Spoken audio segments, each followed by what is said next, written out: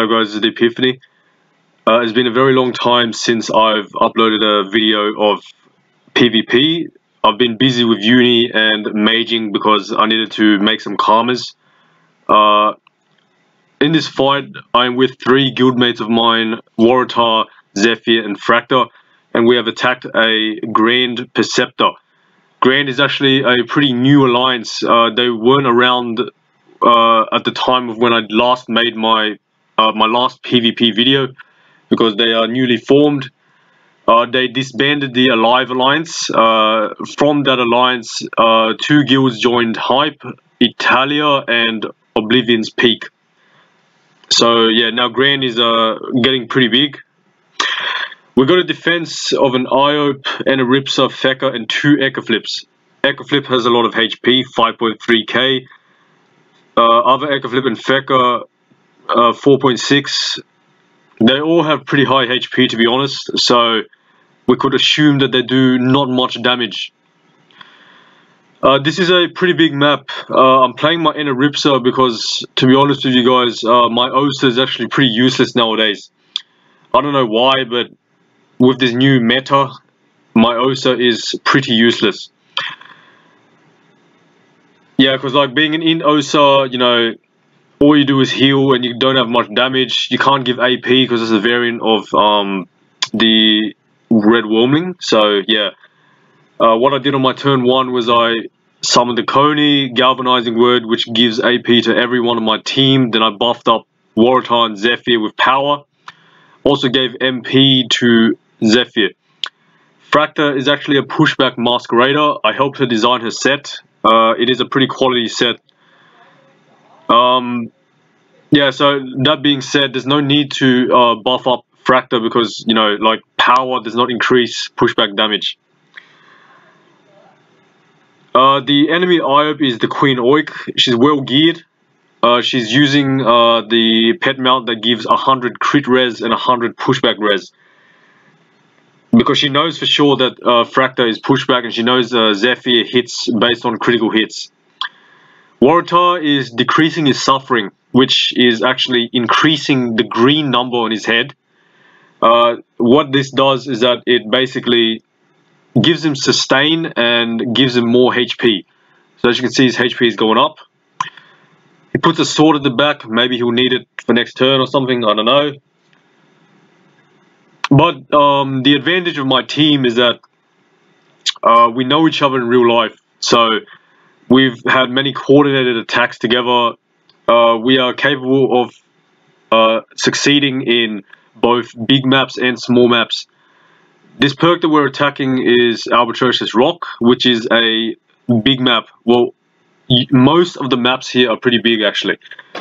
So what we're doing is playing for a turn 2 1-hit KO. No, not 1-hit KO, but 1-turn KO. Where basically Zephyr will buff himself up. He's got an Ebony Dofus, he's got a Crimson. But he's not using a Cloudy Dofus because if he wants to do high damage on turn 2, if he uses a Cloudy Dofus, then he's going to have minus 10%. Yeah, so he's smelling himself, so next turn he gets AP. He Rough Tongues the sack so that Waratah gets 5 range. Next turn he'll be able to coop someone. I'm pretty sure he's going to summon a Kitten. Yeah, there we go. He summons a Kitten. What that Kitten does is that whenever it hits a target, Zephyr will gain 150% power for 2 turns. And the good thing about the Kitten is that if the Kitten dies, then Zephyr is still going to have the power. It doesn't run out. So I guess that's an advantage over the healing Kitten. Alright, so the Fecker has gravity stated himself. That means we have to swap someone else. Now, if we're looking at the initiative order, usually the ideal thing to do would be Waratah swap someone that goes immediately right before him. So in other words, the Iop. But that's not very smart because the Iop has a lot of resists. A lot of resistance means he has, you know, it might be difficult for us to 1-turn.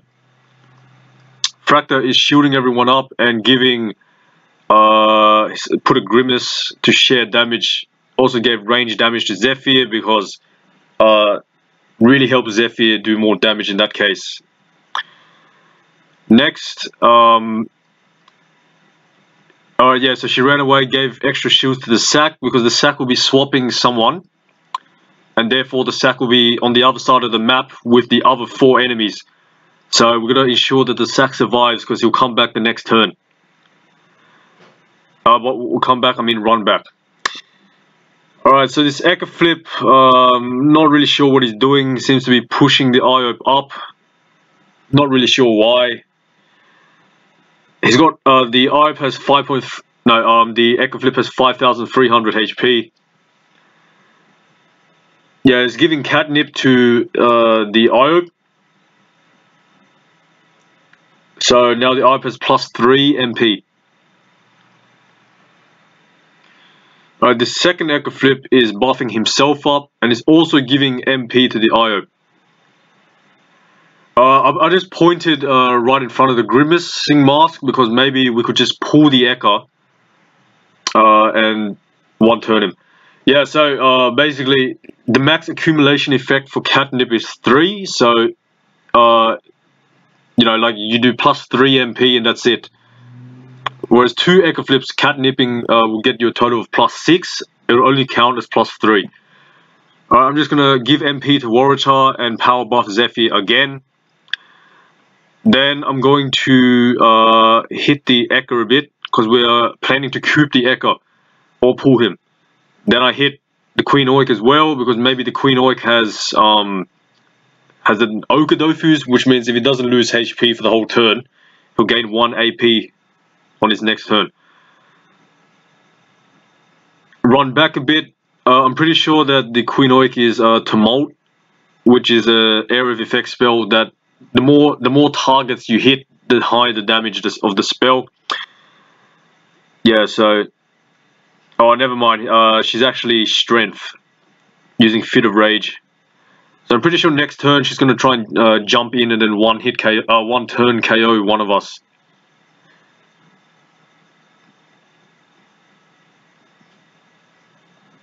She power buffed herself, running back a bit. Alright, I told Waratah to swap the Echo Flip there, so it'd be optimal for Zephyr to hit. We want the Echo as far back as possible, so that his teammate cannot heal him or save him. Alright, so Waratah is coming back now. I guess it was wiser to come back there. Now he's going to come back and he's going to hit the Echo Flip a bit. The more damage the merrier, because the Echo Flip does have Rampart, which is a shield from the Echo. Oh no, from the Fecker. So if, you know, Zephyr won't be able to finish it off, then it could be problematic, because then the Echo will get a turn. Yeah, but I'm pretty sure Zephyr will be able to finish. Alright, and he's power buffing the IO. Power buffing the second Echo Flip.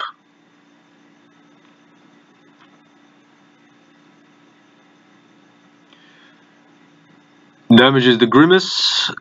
You notice that Fracta only loses half the amount of HP the Grimace loses, because Fracta still has Ivory Dofus on. Yeah, it's one of the advantages of having Ivory. That's why you should deactivate the Ivory first. Otherwise, the mask, Fracta will be losing half the HP of the Grimace. Okay, it is Zephyr's turn, and if he can't kill that, that's problematic. Yeah, as you can see, he does very, very high damage. Yeah, double bluff and should do the job. He had like, I think, 15 AP, or was it 16 AP? I'm not sure, but yeah, he has a lot of AP and fully buffed from me, from Fracta, and from his kitten. So yeah, he did a lot of damage. Okay, the Fecker released the perk away. I'm not sure why. To be honest, there was no need to do that, because we do not kill the perk anyway. Like, we're not attacking the perk first. Perk first thing is actually a coward move, because if you kill the perk, then you automatically win the fight. Yeah, the Queen Oik is actually a bit is questioning the moves of the Fecker. I'm not sure. I'm not really sure what the Fecker is doing either. But yeah. Why Bastion? Can you fucking tell me why? Yeah, because the Fecker used Bastion, which is the spell that makes him invulnerable from range damage. Yeah, but there's no point in using Bastion now. It's not like we're going for him anyway. Zephy makes a joke in case I hit him from over here. He's living in 3019. Okay.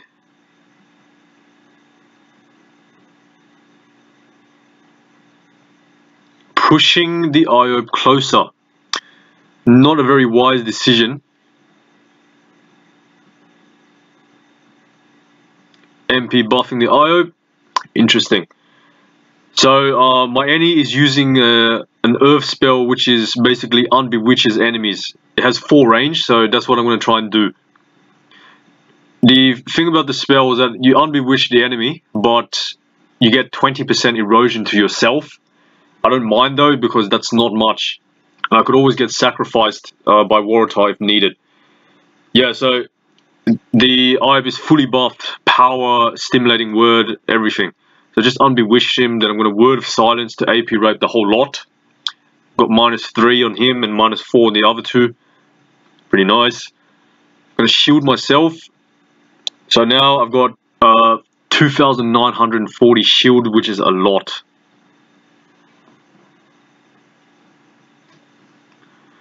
Yeah, Iope is now 10 AP. He has Divine Sword, no more power. So yeah, he won't be able to do much, in my opinion. He uses friction, so every time I'm hit in a linear, from a linear position, it'll pull me by 1. Not sure why he did that. He could have just ran up to me.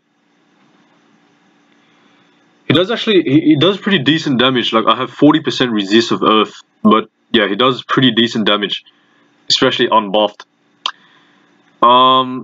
Yeah, so I'm pointing to Waratah to pull me out because I'm eroded, and if I'm there, then, you know, the enemy team will kill me. Yeah, so I pointed to Waratah to pull me out. He'd made a mistake there. There was no point in doing life transfer because even though I'm only 4,300 HP, no, 3,300 HP, I got eroded. So even though I didn't lose any HP, I had shields. My max HP still goes down. That's one of the advantages of erosion. Alright, so it appears we're probably going to be going for a turn 4 KO. Which means Zephy will buff up this turn, the next turn we one turn someone. We'll see though. It's going for me. Yeah. I am still eroded from my own unbewitching spell and from the Iope's pressure. Yeah, so see how even though I'm not losing HP, I'm losing shield points. My max HP is still going down.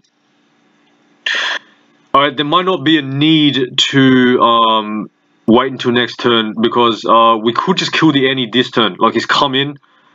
If Zephy is smart, he'll push the Annie to the top right so that Fractor can push him against the wall. We'll see though.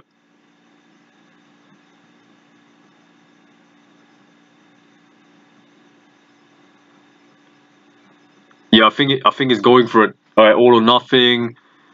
Yeah, good, craps. Now he's up against the wall. I'm pretty sure Fractor can finish him unless the Fecker gravity glyphs or I don't know. If the Fecker uses Truce, it won't do anything because pushback damage goes through Truce. He has the gravity glyph. No, he doesn't. No, he doesn't gravity glyph, but instead he decides to target me. I'm at 2.6k HP max now. And my shields are finally gone.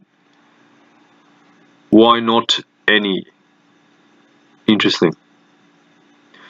Yeah, so he should have used Ataraxia on the Annie instead of on himself because, you know, they might have been able to save the Annie. Yeah, but yeah, Fractor's pretty much got it. Yeah, the thing about our composition is that it's very, very optimal. Like you have yeah, it's very optimal. Like you have Zephyr who can do like 4,000 damage when buffed, and then Fractor can do like 2,500 with pushback. So if someone is sacrificed, or someone is you know, has like shields on, like damage reduction shields, then Fractor will still be able to hit through it because pushback damage doesn't get reduced, because it counts as like an indirect type of damage. Alright, these guys are full going for me now. That Eggerflip wants me dead. You notice that he uses Repercussion on himself, which is a shield for 1 turn. I can just unbewitch it. So now unbewitching, yeah, the shield is gone. Now it's just time to hit. Grant has successfully defended the area border of Feudala. Good for them. We got the Feudala village already, so we don't need border. The Ive is gone in. No, it hasn't gone in, but I think he will. He does have minus AP this turn from negative precipitation, though. But let's see where he goes.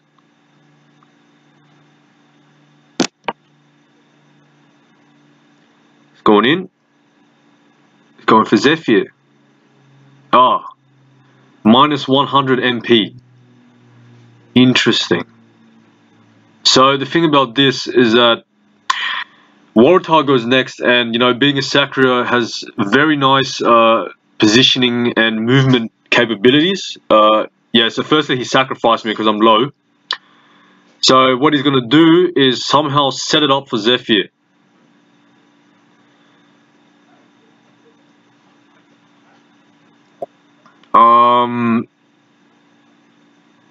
Yeah, he pulled there. Maybe we're going to kill the Echo now.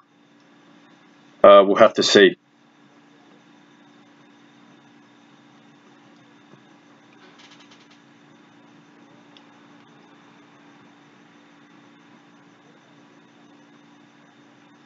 He's not moving the sword, don't know what he's doing. Not exactly sure what the point of that pull was. Yeah, but now we should try and kill that Echo. I don't think it's possible because Zephyr only has 10 AP and he doesn't have many buffs on. Yeah, as you can see, his damage is pretty low without buffs. Well, it's not very low, but it's decent because the Echo still has 35% resist. Okay, let's see. What is this fecker going to do? Uses a cat's eye bow on Fractor, which did 133 damage. Fractor has 180 crit resist. So when he did critical hit, didn't do much. And it's also part of the fact that he's sharing damage with the Grimacing Mask. Or she's sharing damage, I mean. Yeah, so pushback, we do the reason why she put both of them there, so when you do pushback, both of them lose HP. So it's kind of like killing 2 birds with 1 stone. So from the start of this fight, it was a 4v5, and now it's gone down to a 4v2. We managed to kill them off 1 by 1. What we need to do now is obviously finish the fight. We should kill the others and then kill the perk. However, sometimes if there is like a SRAM who is constantly stalling the fight and going invisible, then that would be necessary to kill the perk first. Within good reason, obviously, because you know you don't want to kill the perk when the other people are still alive, because that's just cowardice. But if there's a SRAM who's gone invisible, then that'd be logical to kill him. To kill the perk first. Alright, I've just charged up his Fit of Rage, powered himself, now he's running away. I don't think it's possible to kill the Ive in 1 turn. The Fecker is low, 2.7k. So we'll be good to go for him now. Waratah using Condensation, which is the variant of Light Speed. Interesting decision. He probably decided to use it because it was a big map. Yeah, but Waratah high resist does like 720 damage on a Fecker that had like 6% resist, I think. Yeah, so that yeah, the team is pretty good. Like the only one that can't do damage would probably be my Any, but my Any is like support. So oh no, the Fecker has 11%. 11% resist of air. Yep. Okay, so now what we're gonna do is kill the Io. Zephy smelled the Io, which is basically an AP rape, so the Io cannot, hit much. Doesn't have much AP remaining. Ebony poison also went on the Io. Okay, Fractor's going in, and let's see. She went in the melee state. Bolish. Okay. Bocchiara, pushback damage bonus. Interesting. Masquerade, yeah, very good decision. Because the IOP has 0% 0% neutral resist. So yeah, that was a very good decision. To be honest, I'm just going to be a bit of a pain and just further reduce his AP down. For some reason I only did -1 AP. Just unlucky, I suppose. Normally, I got like very high AP reduction, so it should have reduced a bit more than 1 AP. Probably just unlucky.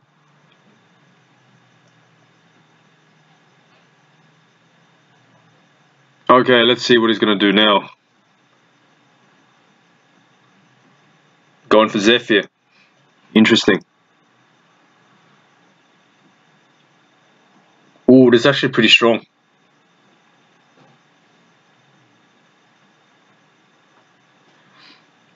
Yeah, she just did like 2,000 damage on him. And that was with 8 AP as well to start the turn. Pretty impressive.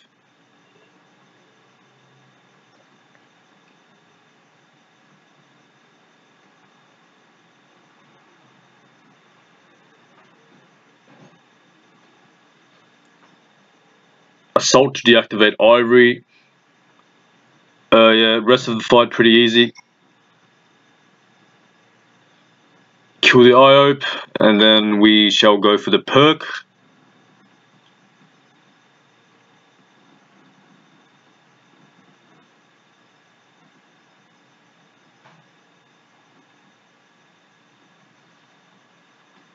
Yeah, so Zephyr doesn't do much damage at all because the IOP had a crit resist and about 35% water resist.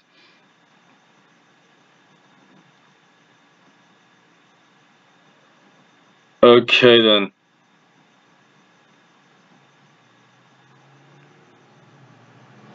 Fractor's moving closer, I suppose.